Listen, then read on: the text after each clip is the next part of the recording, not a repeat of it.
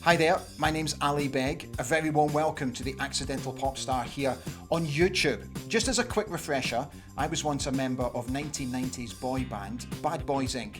We were signed to A&M Records and we had relative success all over the world before we went our separate ways at the beginning of 1995. The idea behind this channel is to speak to fellow pop stars about their own experiences in the industry and see what common ground we can find. Is it everything that it's cracked up to be? How did they handle fame? Did they make a living? And how did they cope with everything once the bands they were in went their separate ways? I'm delighted to welcome to this episode MN8's Kule T. MN8 had huge success with their debut single I've Got a Little Something For You at the beginning of 1995. They had more top 10 hits, but then all of a sudden, they just quietly filtered away. So let's find out what happened. Kule T is very honest and very transparent in this interview, which I really hope you will find of some interest. Welcome to the Accidental Pop Star, MN8's Kule T.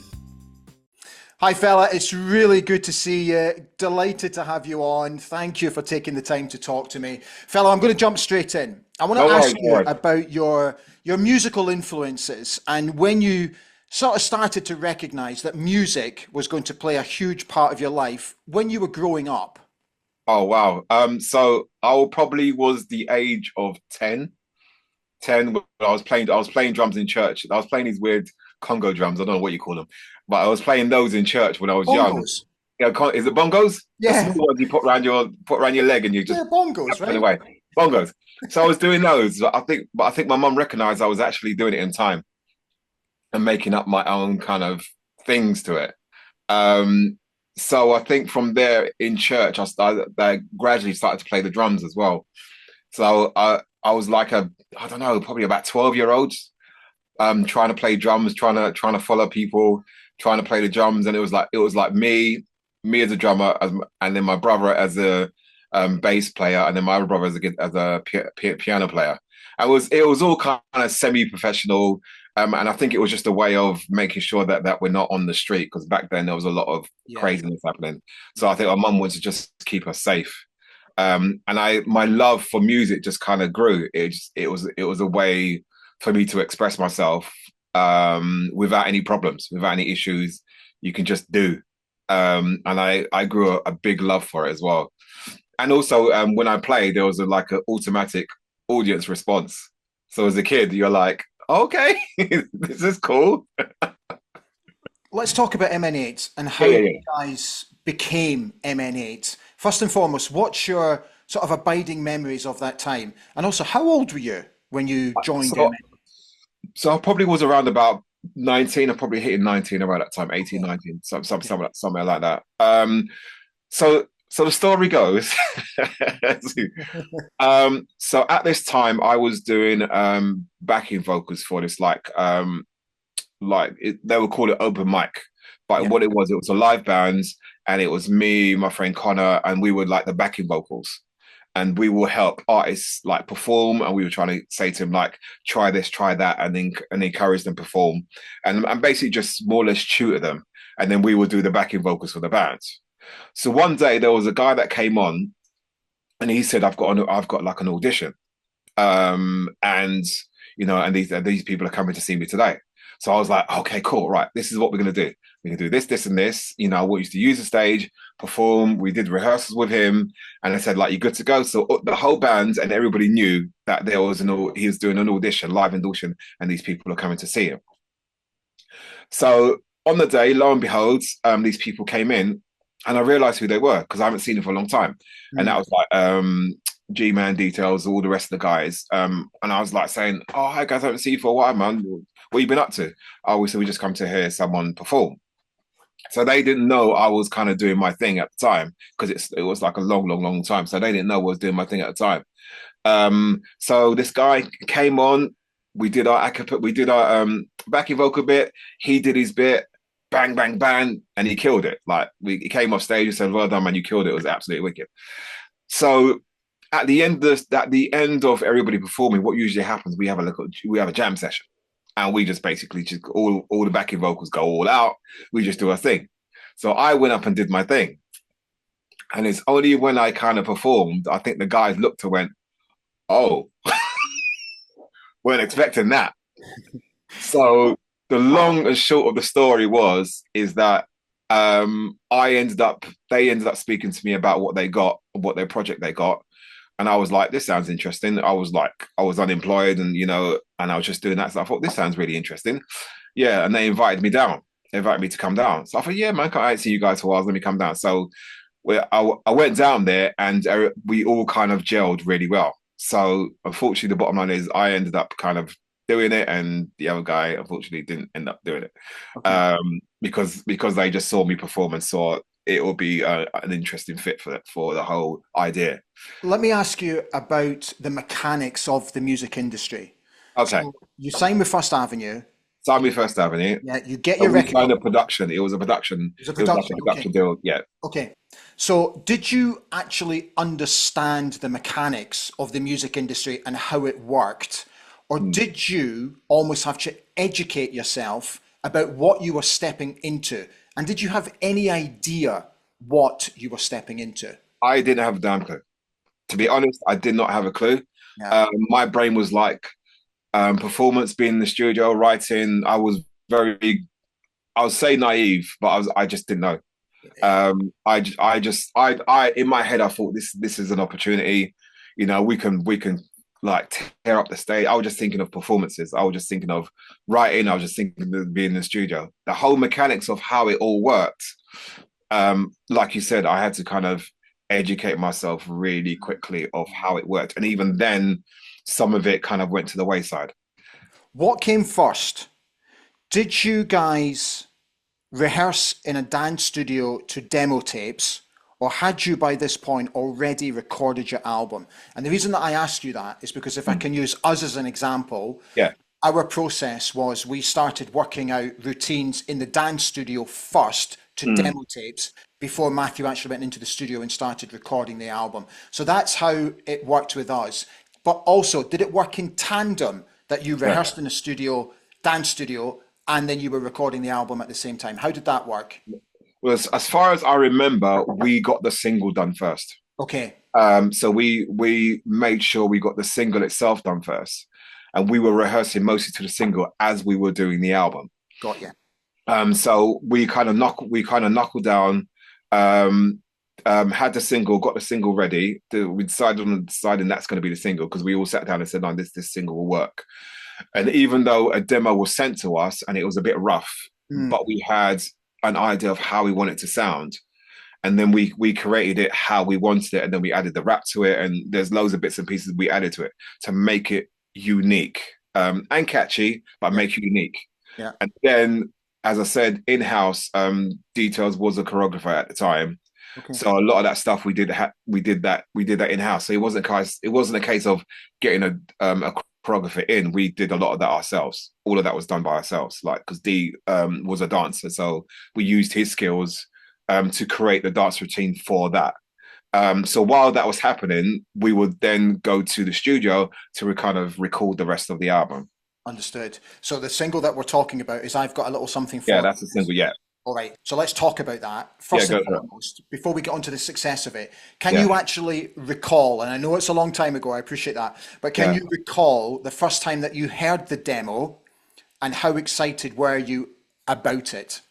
I think we when we were at First Avenue, as far as I remember, we there was a demo played, Yeah, and the idea of the demo was like we were listening to it and going, that will work if we do certain things. That would actually work because it became pretty catchy. There was a lot of bits and pieces that kind of worked, but I think with individual vocals and the way we were, I think we thought, okay, it will create individual characters, mm, and for the audience, whoever they love within the group, they love.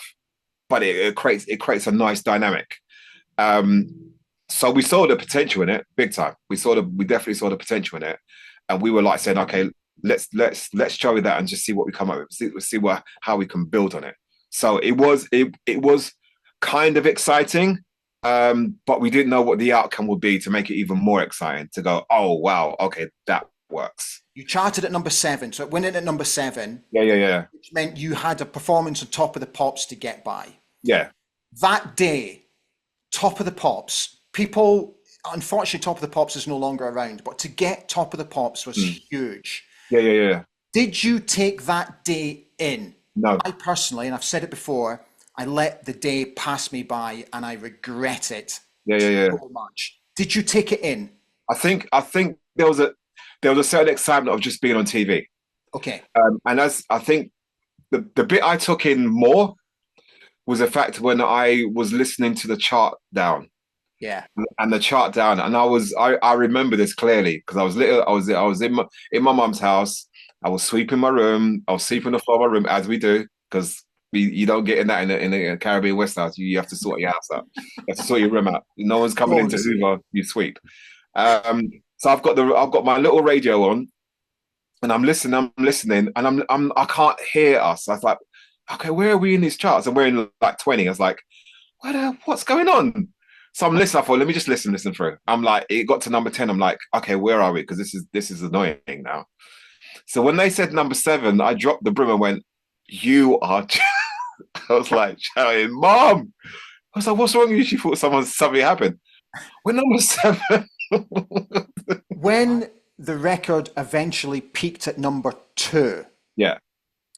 I can also recall thinking how delighted I was for you, Mm, but I was also a tad disappointed that you didn't quite make it to number yeah. 1. Was there a sense among the lads of the same sort of emotions? Yes, like big time. It's almost like winning the silver medal, yeah?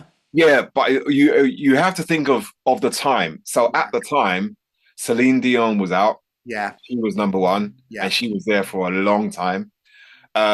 We managed to creep past Seal, and I've got loads of love for Seal. So for me, from the fact we got past Seal, for me, I thought we was number 1 because Seal was a major act, and for us to get past him, it's like it was big for me. Um, but then it's the case we had conversations with Columbia Records saying, is it possible for like to kind of Celine to just step aside? She's been there a couple of weeks now. Can we squeeze in a bit and get to the number 1? Is it possible? And it's like we tried as much charm as possible we could possibly muster, but it just wasn't the case. But then even though and we were disappointed, I thought to myself, but look what we had to battle against. Yeah. If it was maybe someone else, there's a possibility we could have got in there. But it's like, look what we had to battle. We had to battle against someone that was number 1 for God knows how many weeks. It's like how. But it was fun. It was the fact that we got to number 1 in the R&B charts Mm, was a nice mm, compensation in one sense, yeah. because in one sense we kind of knew if we because we got to number 1 in the R&B charts, we would have definitely got to number 1 in the UK charts, and it's only because the way Celine Dion was hitting, and it was impossible. It was impossible. I want to come back and use the word momentum. I Yes. really hope you understand where I'm coming from with this question. Yeah. So, the problem, and it's a great problem to have, but the problem that you guys now faced was you've got a huge hit with your debut single. Yes. So, to continue your success, the momentum Yeah. has to keep going. Yes. Obviously, you've got this huge amount of excitement. Yeah. Everybody's over the moon. I understand that part of it. Yeah. Did there come a point when you thought to yourself, oh, actually, how do we follow? Yeah. I've got a little something for you. How do we follow that? And did it trouble you? Um, it didn't. It didn't in one sense because I think people hopefully fell in love with individual characters, Yes. and also the way we performed. Yes. And by then we had If You Only Let Me In set up, we had Happy set up, all these things were set up there by then. So the decision was made to release If You Only Let Me In. Yeah. And because of because of the crowds kind of fall in love with the band as individuals and as performers, we hoped to that when if you only let me in came out, that would also be some kind of success. We were never thinking of it will hit top 10 or everything else. We just thought it would stay in the charts. Mm, It'll be another chart position. mm, And it just so happens that we performed that. We got our routines. We worked out our routines and individually we did our routines. We worked out a routine that works. We shot a video that works, that shows our character and shows our performances. So it's like more or less doing a live performance in front of everybody. And then the fact that it hit number one in the R&B charts and then went into the top 10 in the UK charts, things started to establish itself. People started to recognize, okay, all black bands, never seen it before. yeah. And it was new for everybody because usually it was either an all English band or a mixture, but it was never like an all adult looking black band. So I think for that, it became its own little phenomena. And people were kind of grabbing onto that, which was nice for us because Sure. we got to perform and do our thing. So yeah, we were. There was always hope. There was never like it has to happen. It was just like, okay, let's do what we did before, but maybe slightly better. Okay. We'll come on to these other records in just a moment, but I want to Yeah, ask you about your rising levels of fame. yeah. How did you find it and how did you cope with it? Um, I wasn't brilliant at. I coped with it to a point. And it was one sense it was lucky that we there was all four of us together, and like two of the band members were more outgoing, Mm, and were able to kind of voice a lot of stuff in the interviews, so that they were good at doing interviews. And you find when you see me doing interviews, some of it I was pretty quiet, because I couldn't get my head around talking a certain way because I was always like music was always a serious thing for me.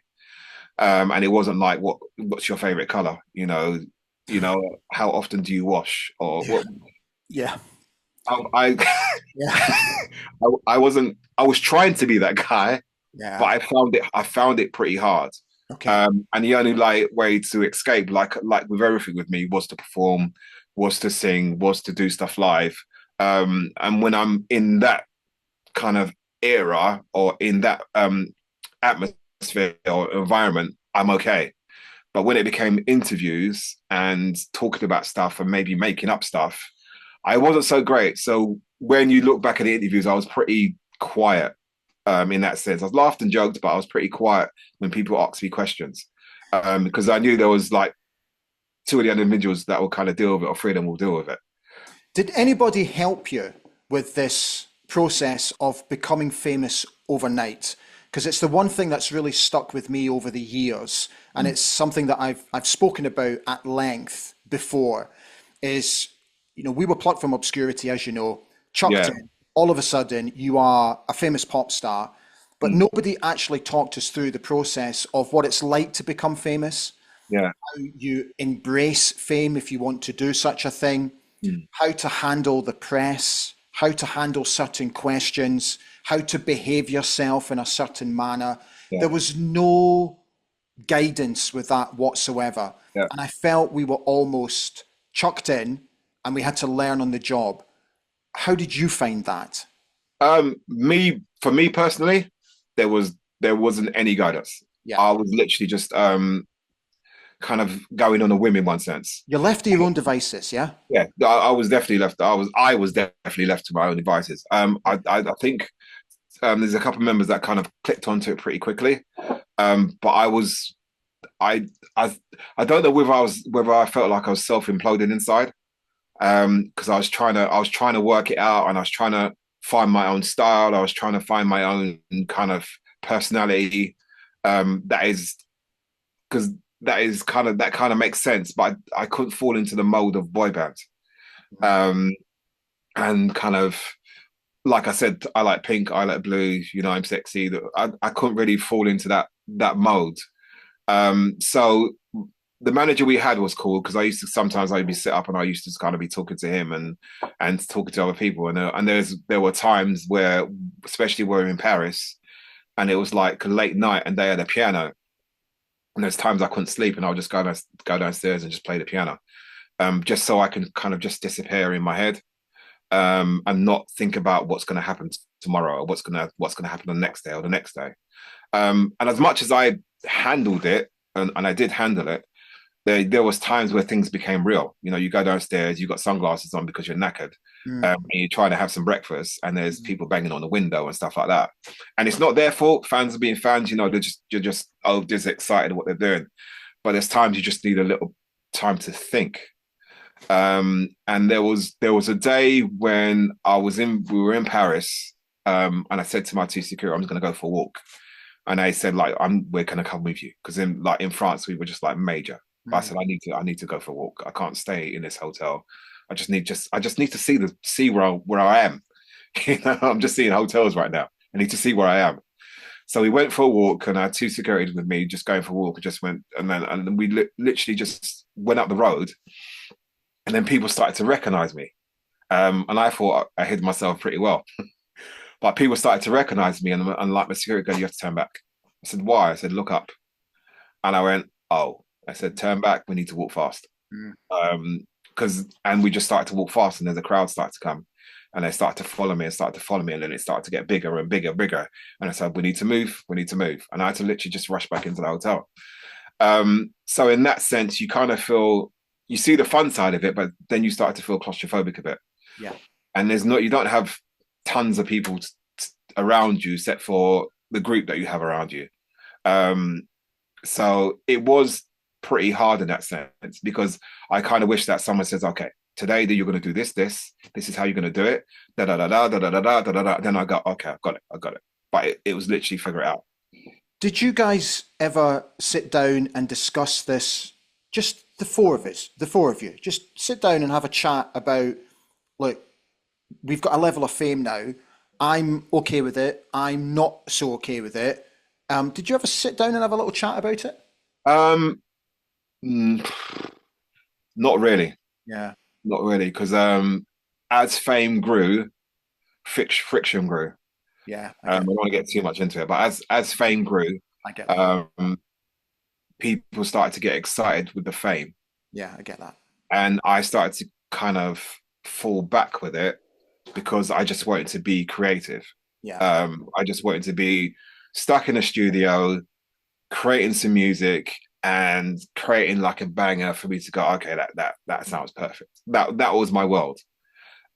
Surrounded by like musicians, bands. That was me. And then the outcome is to perform it. But that was kind of my world at the time. But there were other individuals. Their world was mostly fans coming around, signing autographs, hanging out, doing all that stuff. And yes, it's nice to do, but it kind of wasn't me. Not being disrespectful to any fan or anything like that, but it just wasn't particularly me. I find it was very overpowering Let's for let's me. just get back to the band because Okay. you guys continued to have top 10 hits, which was absolutely Yeah, fantastic, up until the end of November 1995.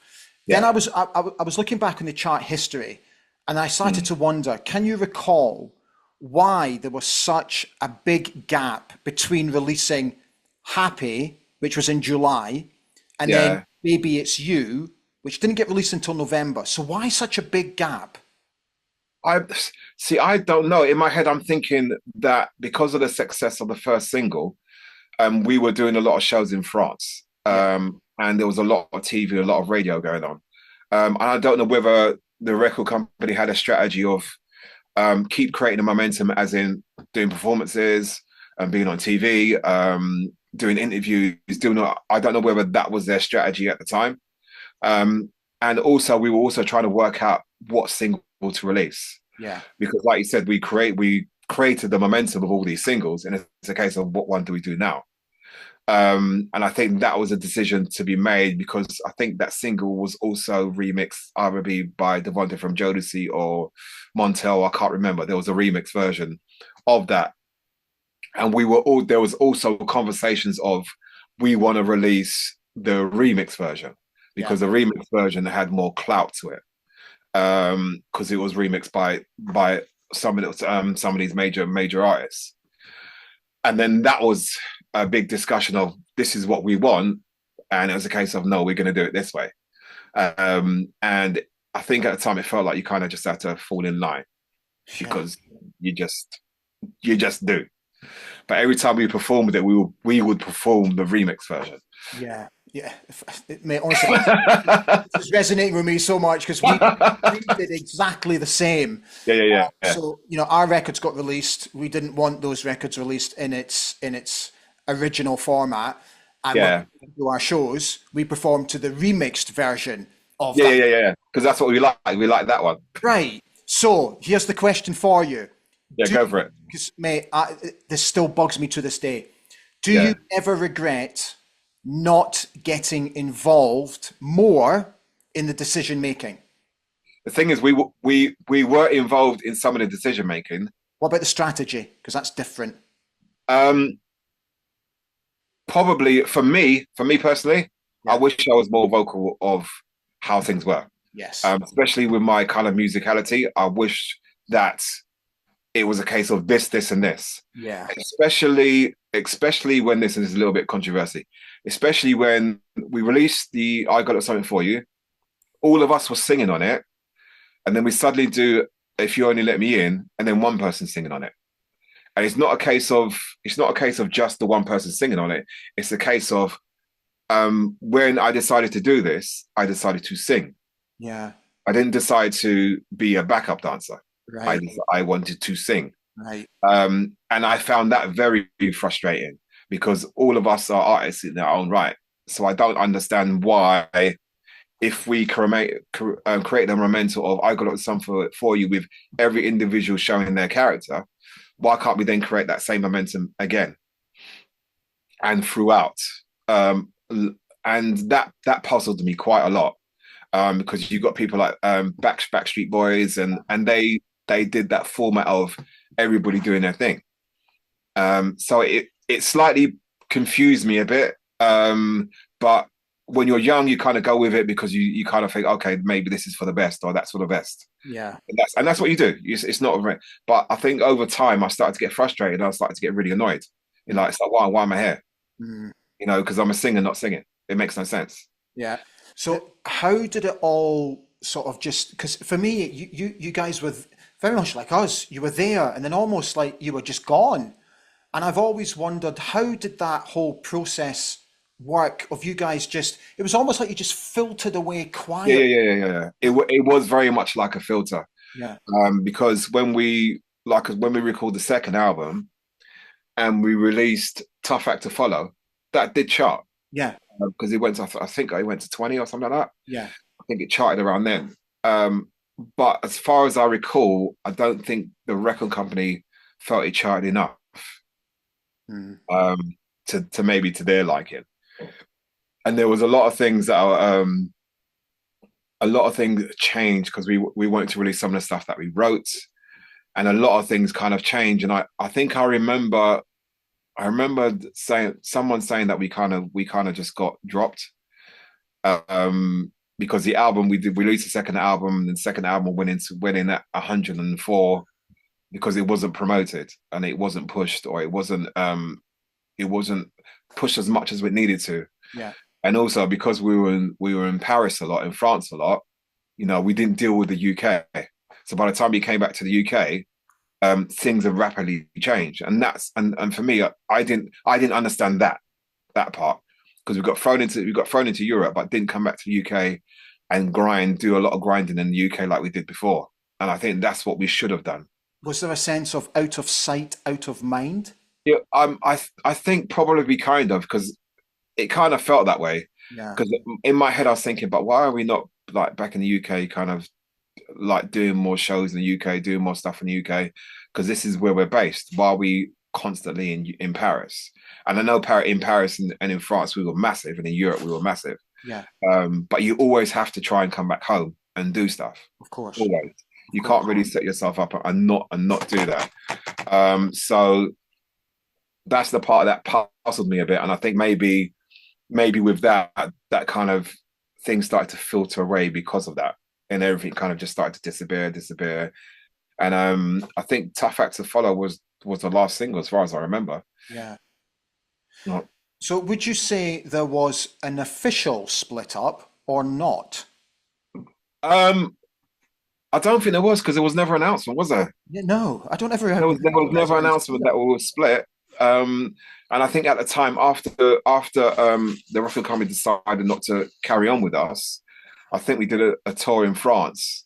Yeah, And we carried on doing some shows in France. And I think we decided amongst ourselves that we were gonna kind of go off and do and try out some other things. yeah, And because one of the guys was an actor, he wanted to kind of pursue that part. Um, one of the guys moved to Australia, the other one moved to America. And I think the idea was that we go off and do our own thing. And then maybe in the future we come back and then we do something, come back. And in other words, people just live their life. yeah. Because throughout our lives, it's just been bombarded every day. Da, da, da, da. It was like a constant. And no one kind of got to exist as human, normal people. Yeah. And I think that was the way of going. Like, let's just make a split. Let's go off and try out some other things and maybe come back. Do you ever think, or was there a duty of care towards you particularly as a personal individual after you guys sort of went your separate ways? Or No, did you feel you were just left to cope with all of this by yourself? I was literally left. Yeah. I was left. I was left in a pretty bad state, to be honest. I was left. I managed to squeeze out buying a house somehow, and for about a year maybe 2 years, I was unemployed, and I couldn't go outside. Mm. Not saying I just because I bought my house, I just focused on that and just started painting, and I think that was my therapy of just trying to kind Cool. of get the whole fame and thing about out of my system. And then I think one day I did a job that was at the night. It was in a bar. I figured everybody's gonna be drunk. No one really cares. And I thought, let me just try that. So I kind of did that. No one knew who I was, which was brilliant. I told the manager at the time, I've done this and this and this and this. I don't want it mentioned. Okay. Please don't mention it. I'm only doing this because I just need to get out. And I need to be around people again. And this is kind of, I didn't know, I understand how to do bar work. I ain't got a clue. But I thought it'd just be an escape. And people that were working there were either actors, comedians, whatever. So we kind of in the same lineup. So I just used to say to people, I'm a singer and that's it. Mm, That's what I used to do. mm. And that was a slowly way of getting me out into the public again. Because I figured everybody's going to be out of it. Yeah. It took me probably 20 years to become comfortable in my own skin about Yeah, yeah, yeah. my own experiences. Maybe a little bit longer than that. Yeah. How, where are you now with it in your own head? And are you comfortable in your own skin about your experiences? Um, I am comfortable now. Yeah. And we're hitting what, 30 years in? Yeah. Yeah. Um, I am comfortable now because I went through kind of a lot of trauma. Hmm. Um, like a lot of trauma. We'll probably get into it at some point. Um, and throughout that, I had to deal with myself a lot. I had to kind of figure out who I was. I had to go back to that kid that was a singer, was a writer, and dabbled in production. I had to go back to that person. So when I kind of went through some serious stuff and I ended up not having a home and I ended up in this place renting that was literally the size of a prison cell. And all I had was a computer, a very dodgy mic, and my bed, and like probably maybe a foot of space to move and to get dressed. Um, I had to really think about it because before that I was walking the street trying to find somewhere to live. And Mate, sorry, sometimes how long after this, how long after the split of the band did this happen? this was probably was a while because I was living in my house and I was kind of married at the time. Okay. So I kind of went through family life, and this is probably a 10-year stint of me. And I didn't talk about M&A. I didn't talk about anything. I didn't talk about anything music. I didn't actually do any music. I didn't do it. I just tried to wipe it out of existence, to be honest. Yeah, I get that. I didn't really want to talk about it. Okay. And I kept it to myself. I still dabbled in writing stuff, but that was just for my own comfort. Um, but then things got, after that period of time, things started taking a turn for the worse for me. A lot of things just disappeared because what I realized was happening is that I was suppressing music. I was suppressing who I was. Um, and that wasn't the best thing to do, Mm, because M&8 itself didn't create me as a musician. I was like that before. Um, and because I suppressed it, it kind of created a lot of problems. And then on top of that, I then had more problems. Um, and yeah, things just got from bad to worse, to be honest. I don't want to be too personal here, mate, but did you ever seek help? No, I dealt with it a lot myself. I Okay. kind of I didn't have my family around, and it's not their fault. I just didn't say anything. Okay. Um, and it was nothing. They if I said something, they would have run help, but I didn't want to bother anybody. I had this mentality. I don't want to bother anybody. I don't want to bother with my problems, my issues, my whatever. It's just like Yeah, I I just understand. deal with my shit myself. I understand. Um, and it became pretty bad. It's like I got rushed to hospital. It became pretty traumatic. And at the time of my split with my wife and that, I was in and out walking the street. I had nowhere to be. I'm like 4 o'clock walking the street trying to find somewhere to sleep. And at the time I was working as well. So I then had to hide it from work.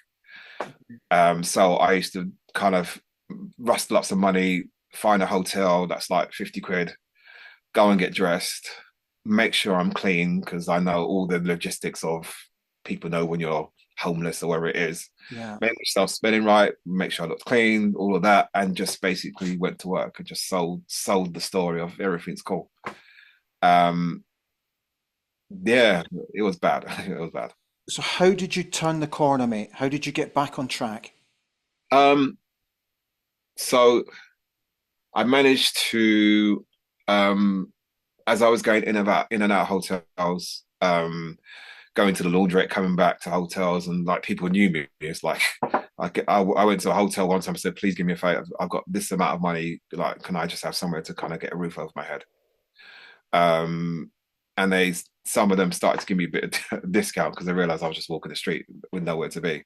Okay. Um, so I eventually, I eventually met someone at work, and I managed to find somewhere to. I managed to get the confidence basically to for somewhere to get somewhere to stay. So the person at work realized something was wrong. She's the only person that realized something was wrong. And one day I was at the hotel, and I realized I couldn't do this anymore. So I kind of phoned them and said to them, I need your help. Mm, You know, I've got nowhere to go and I've just run out of money. mm, Can I just stay by you for a bit?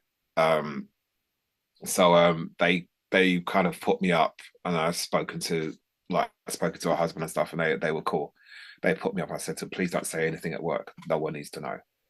I just need to keep it for myself. I will cope. I'll deal with it.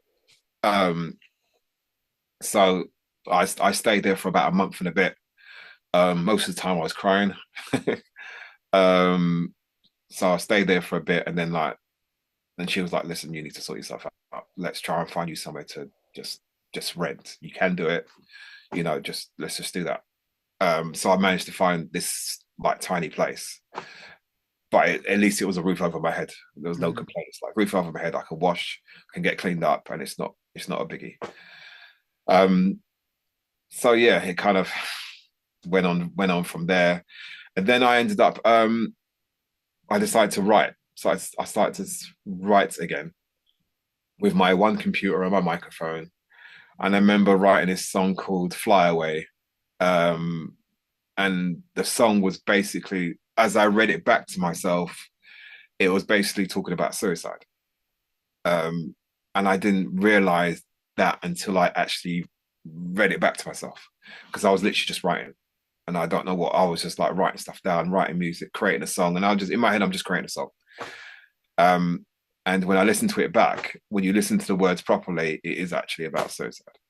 So were you subconsciously thinking about it? Yeah, yeah, big time. Yeah, I was done. I was done. I couldn't do it anymore because I had like marital issues, Yeah, I had M&8 issues. I've gone from this fame to that fame, yeah.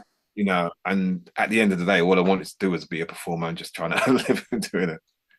So where did you find the strength, mate? Where did the strength come from? Um, God, Okay. I honestly, I honestly do not know. Um, if I can pinpoint it, maybe just based on my upbringing, based on I only can put it to God. I don't even know how to how. I honestly don't know.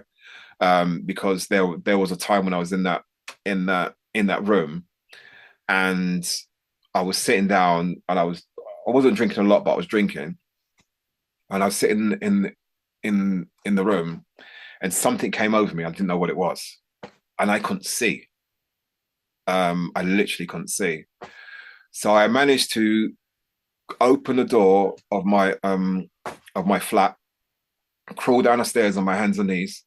I'm crawling down the stairs on my hands and knees. Managed to get to the bottom of the stairs, and this was Christmas. Managed to get to the bottom of the stairs, and I said to the guys, "I can't see. My whole body's weak, and I can't actually look at the light." And they were celebrating downstairs, and I was just by myself, and they were celebrating downstairs, and they ended up calling the hospital, calling an ambulance because I wasn't functioning at all. Hmm. So the ambulance came, they checked over me, and I said to them, "I can't see. I don't know what it is." Um, First, they thought I may have had a stroke. Um, this, they were thinking it might be that, but I said we're going to have to take you in because we don't know what it is. Because everything kind of my sides went numb, and it just went all weird. So I got rushed to the hospital. No one's with me because I'm by myself. Got rushed to the hospital, and I was looking down because I couldn't look up because the light was like beaming. It was like glare in my eyes. So I looked down. I was looking down. Managed to get to see a doctor, and it's like one of those weird things. You imagine you're looking down, and all you hear is noise behind you. This person's screaming, that person's upset, da da da, and you can just hear, but you can't actually see anybody. So I had my head down, managed to go and see the doctor, um, and he was looking at me, he was checking me over, and he was a bit puzzled. And then he goes to me, "We're gonna have to submit you because he was concerned that I bleed on my brain." Oh, Um, so I was like, "What are you talking about?" I said, something doesn't is not right. So because of that concern of like bleeding on my brain, I got admitted to hospital. hmm. So I'm sitting in the hospital by myself, um, looking down and like trying my best to kind of smile things off as I do because that's what I do. Um, and then eventually over time, this is about I think it's about a week in, 2 weeks in. I'm still at hospital. They're doing checks on me, and they decided to do a lumbar puncture in my spine to pull out fluid to basically check if there's bleed on the brain. Mhm. So when they did that, I don't know whether it was a nurse that wasn't fully trained because every time they were telling me I was stressing, but then it was a case of if I don't do it, my daughter who I haven't seen is gonna panic. So I was like, okay, let me just make sure because I don't want the other effects of it actually being true that I've got bleed in my brain. I don't want all of that. So they injected my spine, but I don't know whether this person hit a nerve or whatever it is in the back of my spine. So I screamed like I was getting beaten up by 10 people. Hmm. Um, the doctor came rushing in, the nurse came rushing in. They filled me with like fluids to kind of calm me down. And then I was literally paralyzed for about 2 weeks. So I was in the hospital for longer. God. so um, so I got wheeled around like the Queen, waving my hands to the toilet. um, so yeah, I kind of eventually dealt with that in my head. So we'll stop there. Okay, mate. Mate, I'm so sorry that you had to go through this. Um, there's a part of me that it makes me really angry that, the industry as a whole, there's no duty of care for people, for artists like what you and I experienced. Yeah, And I think, Lee Murray from Let Loose is very much advocating that there needs to be more of a duty of care yeah, for artists, particularly young artists, yeah, particularly in my genre where you're completely manufactured, you're thrown in and then you're spat out. yeah, yeah, yeah, And I think if that duty of care was in place, I would like to think that you and so many others would not have gone through these troubles.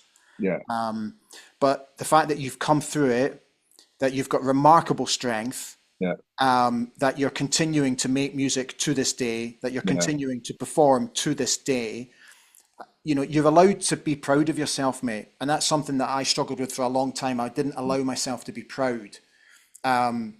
But you should be proud of yourself. Do you yeah. feel like that now? I do. I think the only reason why I feel I got through, and she would probably say no. It's like I met someone at the time, Yeah. and they initially they didn't know who I was, which worked really well for me. Yeah. But they become your purpose, right? Yeah, but they realized the funny story was like she realized who I was, and she was like, "Oh my God, you were on my wall. You're the only person I liked. Yeah, you're literally the only person I liked in the band." And like that's a big thing for me. So I was like, "You're like the only person I liked them," because I never mentioned it at all. Yeah. Because we shared singing, because she's been opera trained, so because we shared singing in common, Yeah. and I wanted at the time I wanted someone to do some backing vocals because I was like trying to do music at the time, just trying to write, not being in the public eye. I just wanted to write. Um, so we shared that in common. So I used to send her some of my demos. I'm not in my brain. I think nothing of it. I just like send her. She's like, "What are you doing? These? What are you doing? This? What are you doing? This?" I'm like, "No, no. I'm just doing it." She need to put them out. I'm like, "How do I do that?" So I think it was just that because there was initial encouragement and there was initial belief that I can write and produce and I can do these things. I never had that belief. I was just doing stuff.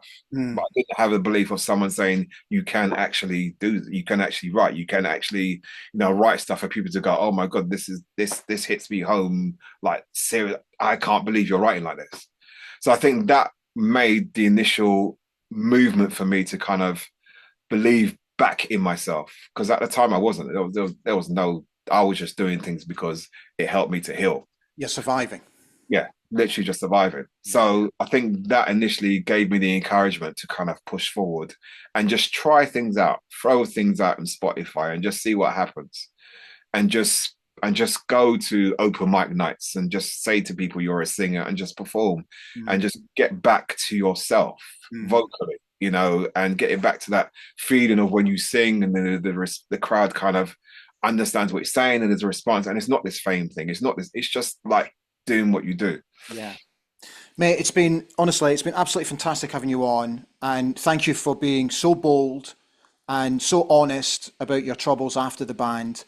And I want you to know that, there are so many people out there who still love you very, very much, and I've only recently come to appreciate this, that, we made an awful lot of people very, very happy, and Yeah, we yeah, gave yeah, thousands of people a great time. And you should be incredibly proud of yourself for having the inner strength to come through your issues and to come through your troubles and to definitely. continually do what you do to a very high standard. And mate, I'm really, really proud of you. And you're my Yeah. pal. And I'm sorry, mate. I'm really proud. Stop, You know, stop, honestly, I'm really proud of you. stop. Yeah. But you know you're gonna get me started. Stop it. Um, you know the big thing is for me, and this is like a huge thing. Um, so Big Bros, there's a guy named J Rock from Big Bros, and we ended up connecting on Instagram, over basically an Instagram interview, and I've never known someone to show me such love, in regards to what we did for them back then, and this band is huge. Mm. They kind of took the baton on, and they took the baton and took it somewhere else. Um, and Big Bro's is huge. So J Rock is like he showed me so much love. And I was in a situation where I didn't know how the '90s things was doing what they were doing. So he kind of took me under his wing. I have to give him like respect for that. He took me under his wing, and so like come with me and let me show you what's going on. Yeah. And when I went out with him, I had the guys from Damage showing me love. I had S Cup Bradley from S Cup 7. Yeah. I had 911. All these people that I haven't seen for such a long time looking at me going, "What are you doing?" Yeah. And I had to really sit down and go, well, "What am I actually doing?" Mm. Because this is out there. People want to hear this stuff. And I think to myself, well, what am I doing? And I wasn't expecting that. Honestly, I literally was like sitting in the corner going hi to people, and I wasn't expecting any of this. There were like major artists coming to say, "Your tune is the banger," Yeah, man. and I'm sitting there going, "I don't." And I had to slowly start to get it back again because I didn't understand it. I had fans come up to me and said, "Oh, you're that guy from," and I like imagine, right? I'm going to these red carpet events and I'm just sitting down again, and I go and they say to me like, "Oh, so what do you do?" And I just go, "I'm a singer." I've never known how to go, "I'm that singer from so and so." Yeah. Those words took me a long time for it to Yeah. come Yeah. out of my mouth. Yeah. But I realized if I don't do that, then people are not going to know who I am. So I started to do it, and people are like, the reactions are consistent. They're like, "What? What?" And I'm sitting there going, and I because we kind of faded away. I never really got a real reaction from individuals that kind of grew up with the song, got married to the song, talk to a girl with the song. Never knew any of that, and people were telling me these stories, and these stories were unique. Like literally a couple of days ago, I went to an event to like be a guest judge, and I said to this woman, she said to me, "Oh, what do you do?" I said, "I'm like a guy from it." I have never had, do you remember back in the day when you had your reactions from women and they will scream, scream, scream, and I go, "Oh my God, oh my God, oh my God."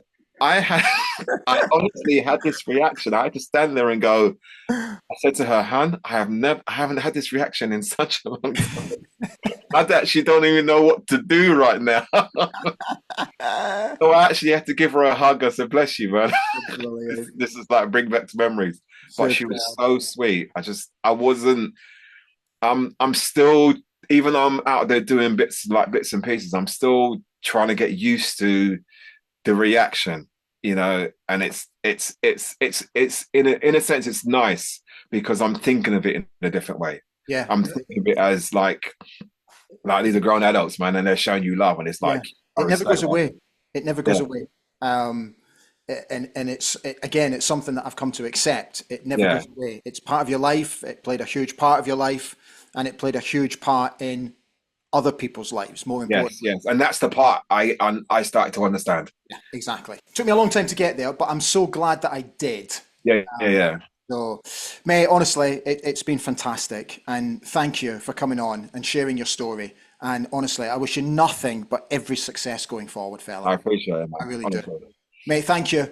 thank you so much. All right, pal. Speak to you soon. We do so. Ta-da, fella. Ta-da.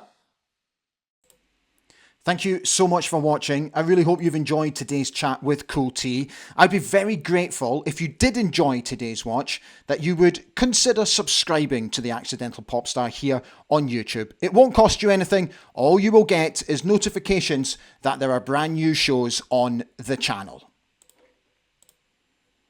So my thanks to Kule T. Thank you for watching, and we'll see you again very soon for a brand new episode of the Accidental Popstar. Bye for now.